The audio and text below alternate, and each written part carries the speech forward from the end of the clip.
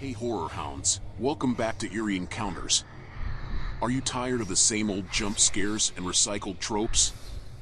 Then buckle up, because we're here to delve into the darkest corners of the web, the chilling tales that keep you up at night. We'll explore urban legends that might be more real than you think, lost footage that shouldn't exist, and stories that will leave you questioning your sanity. So, hit that subscribe button and join us as we explore the horrors that lurk in the shadows. Just don't blame us if you sleep with the lights on tonight.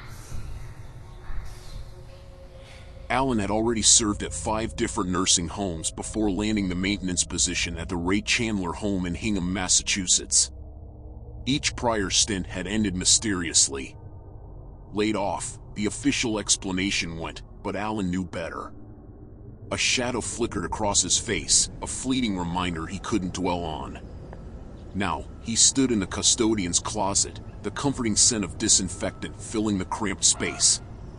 He hefted a bucket and turned on the spigot, the hot water gushing in. A practiced glance out the doorway confirmed he was alone. With a swift movement, Alan retrieved his hidden stash. It wasn't in a medicine cabinet, but in an unassuming laundry detergent bottle, labeled vomit cleaner and faded masking tape. A tense smile played on his lips. This was his secret, his sideline. What the label didn't reveal were the carefully selected items within, a few pills here and there, never enough to raise suspicion. Just enough to keep things interesting. A cynical thought flickered in Alan's mind. They always catch on, eventually. He tucked the vomit cleaner back, its faded label a stark contrast to the thrill it held. With a practiced flick of his wrist, he shut off the water and emerged, the smooth mop handle a familiar companion in the dim hallway. 2 a.m. on the graveyard shift. The silence on the 4th floor was thick. Perfect. Quiet nights offered the best opportunities. It wasn't money Alan sought, it was leverage. The real reason behind his string of layoffs, not firings. A sly grin tugged at his lips. Never fired. Not Alan Wells. When even the most restless residents surrendered to sleep, the facade of professionalism crumbled. Nurses and staff transformed into teenagers at a forbidden party. Alan had stumbled upon countless situations, none involving spouses. Each discovery was a performance. "Oh, dear," he'd exclaim, a touch of mock shock in his voice. "This is terribly awkward." With a flourish, he'd retreat, leaving them flustered and scrambling. Photos? No, too risky. Fear was a far more potent weapon. Fear of whispered rumors, of shattered reputations. Imagine, he'd think, a dark chuckle bubbling in his chest, Nurse Nancy with Dr. Dan, front page news. The thought sparked a dark amusement in him. An investigation wouldn't expose any personal use, he was a master at turning a profit. His real vice was elsewhere, a hidden passion for the unpredictable rush of the racetrack. Picking winners is a fool's game, he muttered, shaking his head with a hint of self-reproach. Public exposure wasn't his aim. It would create a mess for everyone involved. A quiet suggestion of resignation was far more effective. And remarkably, it always worked. Good janitors were a rare find in nursing homes. No matter how much you scrubbed, Alan mused, the faint, antiseptic scent couldn't entirely mask the underlying reality. The air always held a subtle echo of what it meant to be alive, and then not. "Hey, Alan," Mary Beth's voice startled him out of his thoughts as she emerged from the back office. "Hey there," Alan replied with a smile. He pushed the mop into the wringer, squeezed it out, and started cleaning around the nurse's station.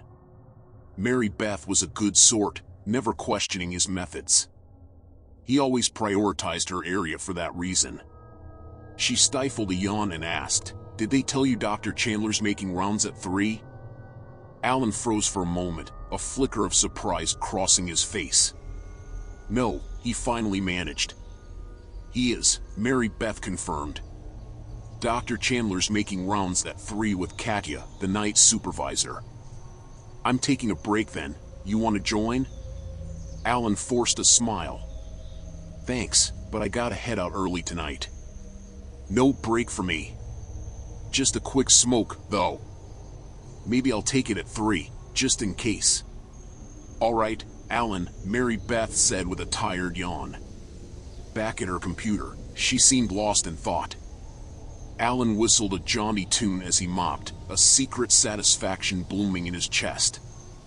Dr. Chandler and the head nurse, together at 3 a.m.? Sometimes, life handed him situations on a silver platter. Whistling a little louder, he reveled in the unexpected opportunity. The next hour melted away in a blur of cleaning. At 2:55, Mary Beth reappeared.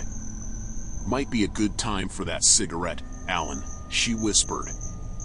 They're here. Thanks, he replied, expertly maneuvering his mop and bucket into a hidden corner. Smoke break it is. Mary Beth nodded, her expression a mix of apprehension and sympathy. Do yourself a favor, stay out there until they leave. Best to give them there. She trailed off, a nervous glance flickering down the hallway.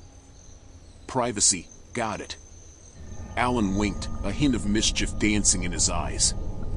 Mary Beth offered a weak smile, then scurried off, leaving Alan alone with his growing curiosity. He strolled back to the custodian's closet, retrieved his cigarettes, and made a show of walking past the nurse's station. A peek inside revealed the most peculiar sight he'd ever encountered. Katya Denisovich, the night supervisor, was a woman built like a tank.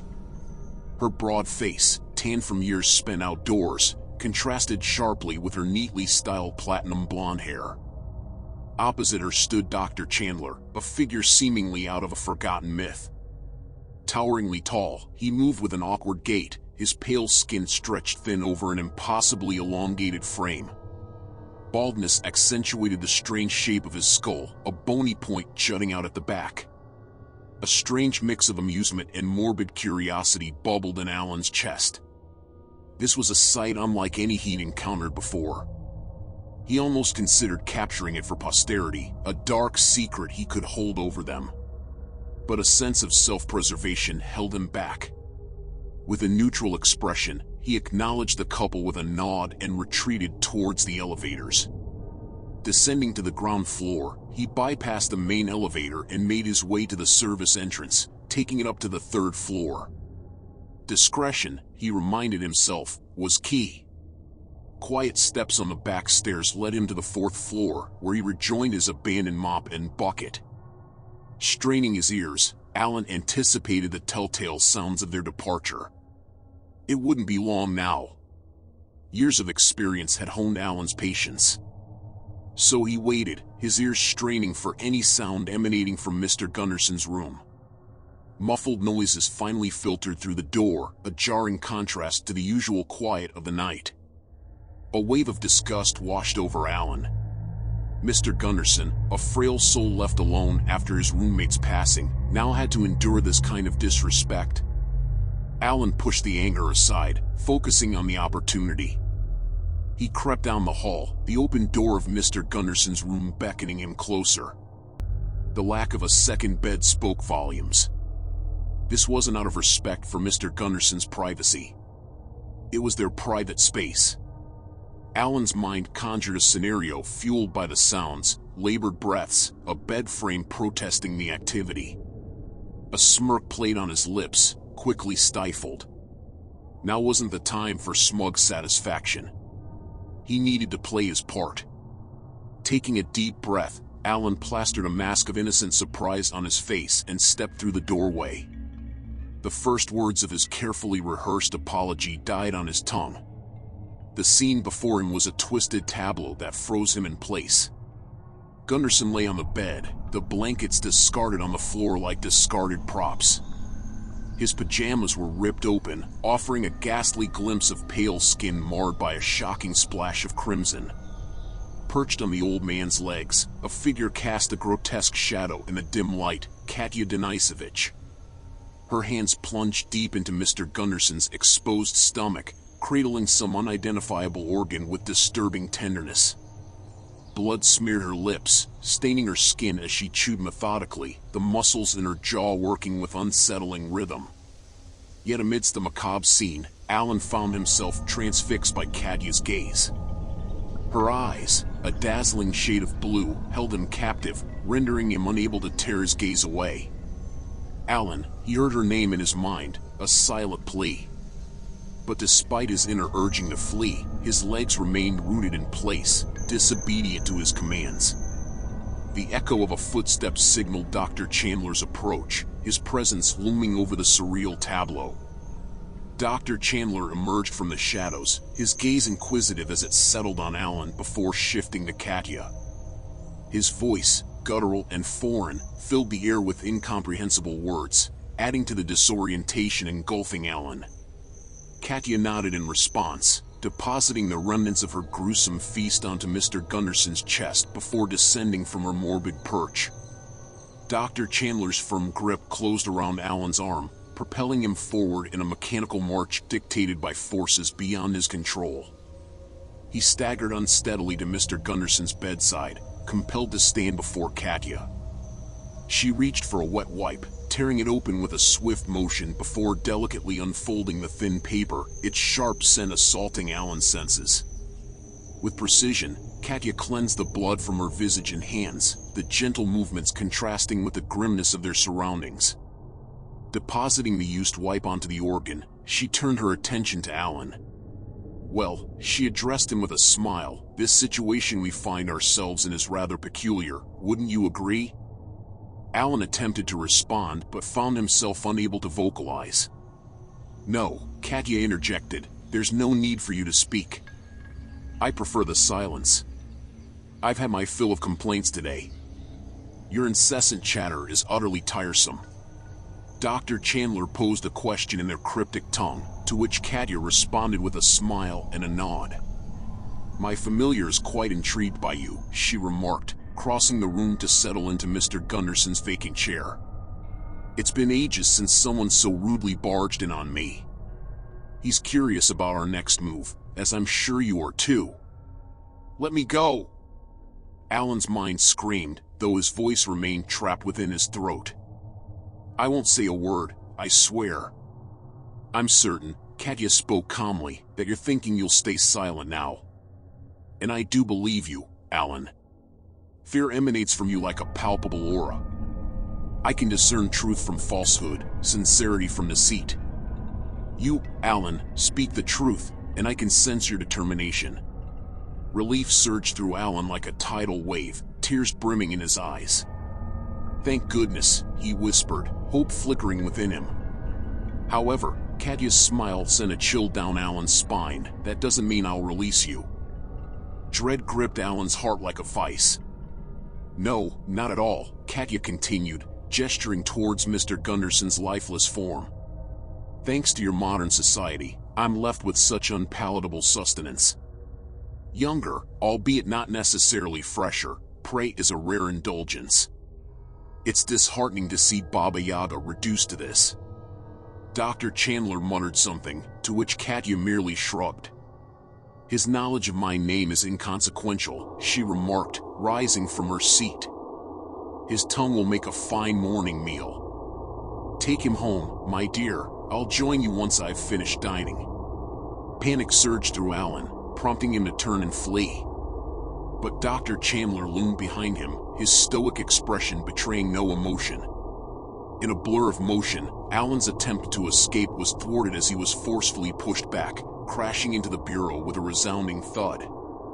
Pictures clattered to the ground, frames shattered, shards of glass littering the floor in a cold, cruel echo of Alan's shattered hope. The edge of the bureau gave way beneath him, a white-hot agony exploding in his hip.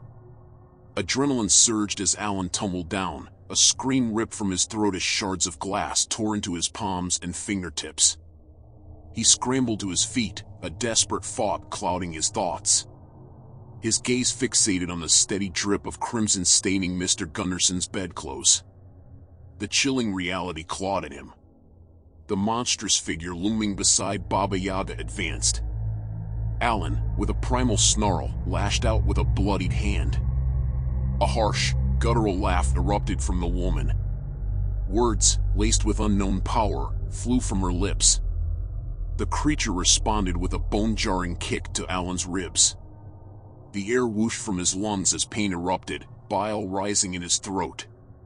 Glass rained down as he crumpled, shards digging into his face. Rough hands hoisted him effortlessly into the air. Dr. Chandler's cold embrace sent a shiver down Alan's spine. No warmth emanated from the man, no reassuring thump of a heartbeat. A horrifying realization dawned. He wasn't holding a man, but something else. A primal terror flooded Alan. God, he choked out, a desperate plea escaping his lips. This wasn't supposed to happen. I didn't. The words died on his tongue, drowned out by the grotesque sounds of Baba Yaga's feast. Tears streamed down Alan's face, his body a broken puppet as he was carried away, leaving behind a trail of blood and shattered dreams.